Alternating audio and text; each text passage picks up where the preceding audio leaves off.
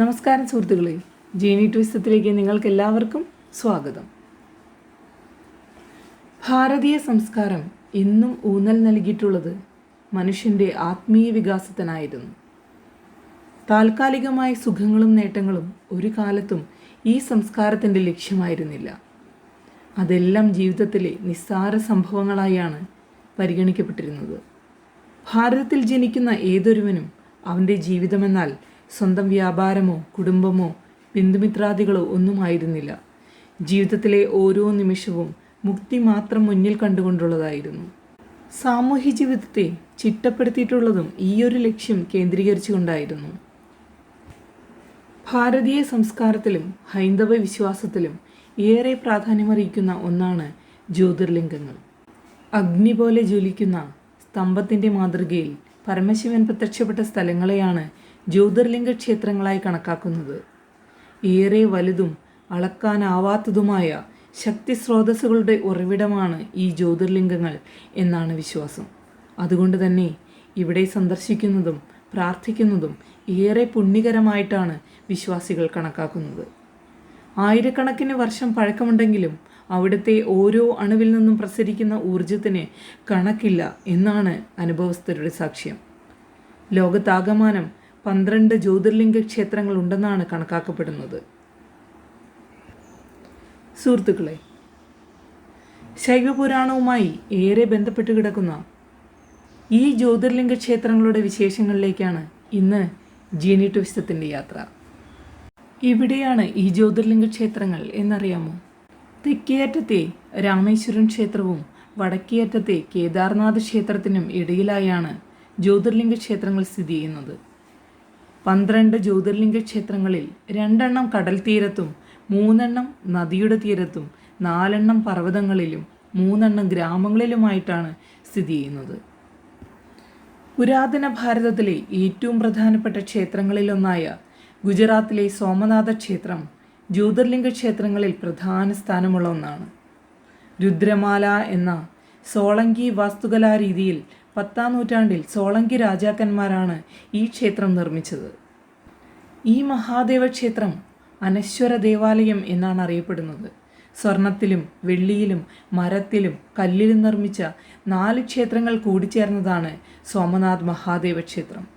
ഇതിൽ സ്വർണക്ഷേത്രം ചന്ദ്രദേവനും വെള്ളിക്ഷേത്രം സൂര്യദേവനും മരം കൊണ്ടുള്ളത് ഭഗവാൻ കൃഷ്ണനും കരിങ്കൽ ക്ഷേത്രം 11ാം നൂറ്റാണ്ടിലെ സോളങ്കി രാജവംശവും പണികഴിപ്പിച്ചതെന്നാണ് വിശ്വാസം. കൊത്തുപണികളാണ് ഇവിടത്തെ മറ്റൊരു പ്രധാന ആകർഷണം. ഗുജറാത്തിലെ അഹമ്മദാബാദിൽ നിന്ന് 411 കിലോമീറ്റർ അകലെയാണ് സോമനാഥ ക്ഷേത്രം സ്ഥിതി ചെയ്യുന്നത്. സമീപ നഗരങ്ങളിൽ നിന്നെല്ലാം ഇവിടേക്ക് ബസ് സർവീസുകൾ ലഭ്യമാണ്. ജ്യോതിർലിംഗ ക്ഷേത്രങ്ങളിൽ ഏക സ്വയംഭൂ ശിവലിംഗം സ്ഥിതി ചെയ്യുന്ന ക്ഷേത്രമാണ് മധ്യപ്രദേശിലെ ഉജ്ജയിനിയിലുള്ള പ്രശസ്തമായ മഹാകാലേശ്വർ ക്ഷേത്രം. 5 നിലകളിലായുള്ള ക്ഷേത്രത്തിൽ 3ാം നിലയിലുള്ള നാഗചന്ദ്രേശ്വരനെ നാഗപഞ്ചമി ദിനം മാത്രമേ ദർശിക്കാൻ കഴിയൂ. ഭസ്മ ആരതിയാണ് മഹാകാലേശ്വര ക്ഷേത്രത്തിലെ പ്രധാന ആകർഷണങ്ങളിലൊന്ന്. എല്ലാ ദിവസവും പുലർച്ചെ ശിവലിംഗത്തിൽ ആരതി നടത്തും. അഭിഷേകത്തിന് ശേഷം ശിവലിംഗം ശ്മശാനങ്ങളിൽ നിന്നെടുക്കുന്ന ചിതാഭസ്മം കൊണ്ട് പൊതിയും. മധ്യപ്രദേശിൻ്റെയും ഗുജറാത്തിൻ്റെയും വിവിധ ഭാഗങ്ങളിൽ നിന്നായി ദിവസേന ഇവിടേക്ക് ബസ് സർവീസുകൾ നടത്താറുണ്ട്. ഭോപ്പാൽ, ഇൻഡോർ, അഹമ്മദാബാദ്, ഗ്വാളിയോർ എന്നിവിടങ്ങളിൽ നിന്ന് സ്ഥിരം ബസ് സർവീസുകളുമുണ്ട്. അഹമ്മദാബാദിൽ നിന്ന് മഹാകാലേശ്വർ ക്ഷേത്രത്തിലേക്ക് 391 കിലോമീറ്റർ ദൂരമാണുള്ളത്. മഹാരാഷ്ട്രയിൽ പൂനെയ്ക്ക് സമീപമാണ് ജ്യോതിർലിംഗ ക്ഷേത്രങ്ങളിലൊന്നായ ഭീമാശങ്കർ ക്ഷേത്രം സ്ഥിതി ചെയ്യുന്നത്. സഹ്യാദ്രി കുന്നുകളിൽ സ്ഥിതി ചെയ്യുന്ന ഈ ക്ഷേത്രത്തിന് സമീപത്തു നിന്നുമാണ് ഭീമാ നദി ഉത്ഭവിക്കുന്നത്. ഇവിടുത്തെ ഭീമൻ മണിയും അതിൻ്റെ പ്രകമ്പനങ്ങളും ഏറെ പ്രശസ്തമാണ്. മഹാരാഷ്ട്രയിലെ പൂനെയിൽ നിന്നും 110 കിലോമീറ്റർ അകലെയാണ് ഭീമശങ്കർ ക്ഷേത്രം സ്ഥിതി ചെയ്യുന്നത്.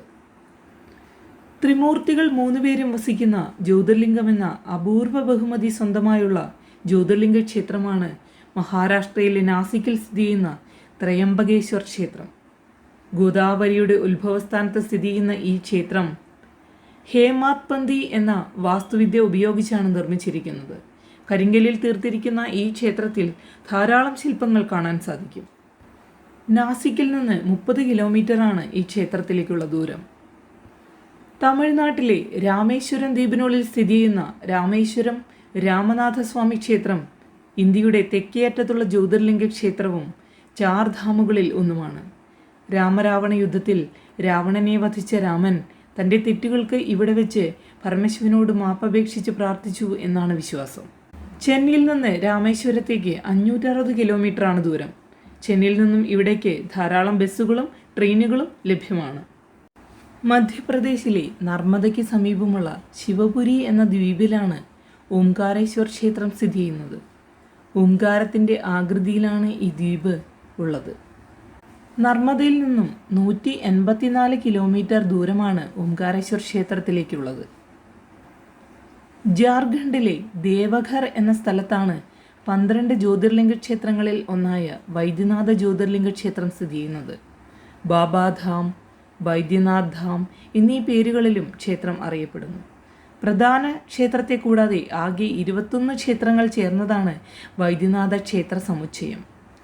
രാവണൻ പരമശിവനെ ആരാധിച്ചിരുന്നത് ഇവിടെ വെച്ചാണ് എന്നാണ് വിശ്വാസം. ജാർഖണ്ഡിൽ നിന്ന് 258 കിലോമീറ്റർ അകലെയായാണ് ക്ഷേത്രം സ്ഥിതി ചെയ്യുന്നത്. ആന്ധ്രാപ്രദേശിലെ പ്രധാന തീർത്ഥാടന കേന്ദ്രങ്ങളിൽ ഒന്നാണ് ശ്രീശൈലത്ത് സ്ഥിതി ചെയ്യുന്ന മല്ലികാർജുന ക്ഷേത്രം. ഹിമാലയത്തിലെ ഗർവാൾ പ്രവിശ്യയിലാണ് കേദാർനാഥ് ക്ഷേത്രം സ്ഥിതി ചെയ്യുന്നത്.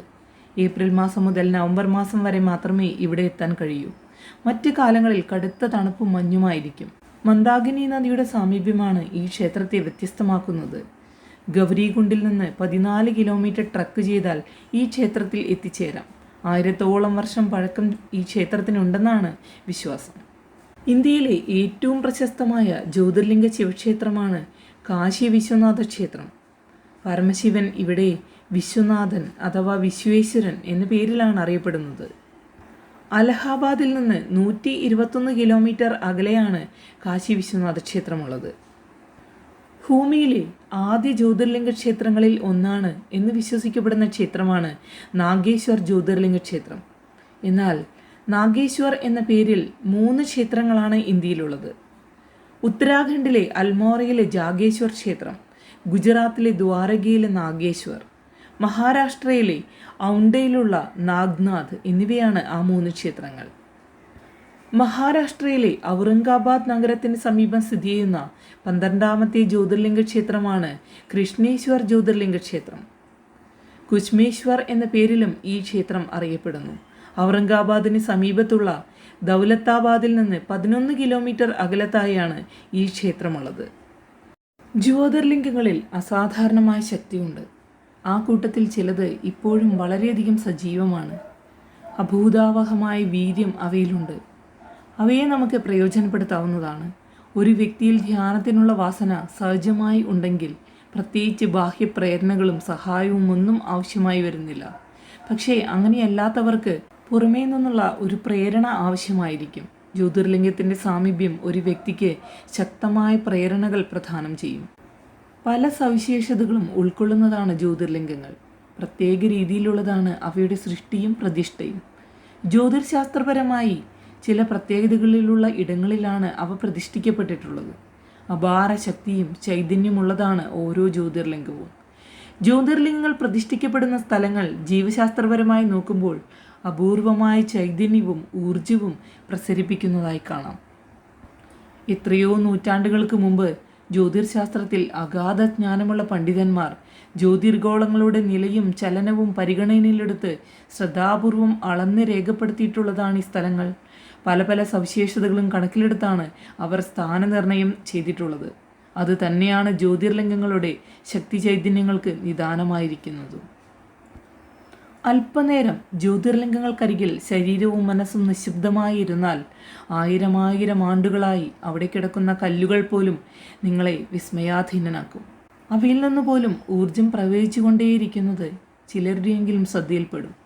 ക്ഷേത്രങ്ങൾ സ്ഥാപിച്ചിട്ടുള്ളത് പ്രത്യേക ശാസ്ത്രവിധികൾക്കനുസരിച്ചാണ്.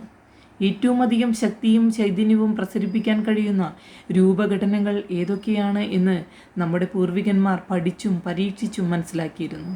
പ്രപഞ്ചത്തിൽ ഉൾച്ചേർന്നിരിക്കുന്ന പ്രാണോർജത്തെ മനുഷ്യജീവിതത്തെ മെച്ചപ്പെടുത്താൻ എങ്ങനെയെല്ലാം പ്രയോജനപ്പെടുത്താമെന്ന് അവർ കണ്ടെത്തിയിരുന്നു. ആലോചിച്ചു നോക്കൂ, ചേറിനെ ധാന്യമായി രൂപപ്പെടുത്തുന്ന കല, അതിനെയല്ലേ നമ്മൾ കൃഷി എന്ന് പറയുന്നത്. അതുപോലെ ആഹാരത്തെ നമ്മൾ അസ്ഥിയും മാംസവും രക്തവുമായി രൂപാന്തരപ്പെടുത്തുന്നു.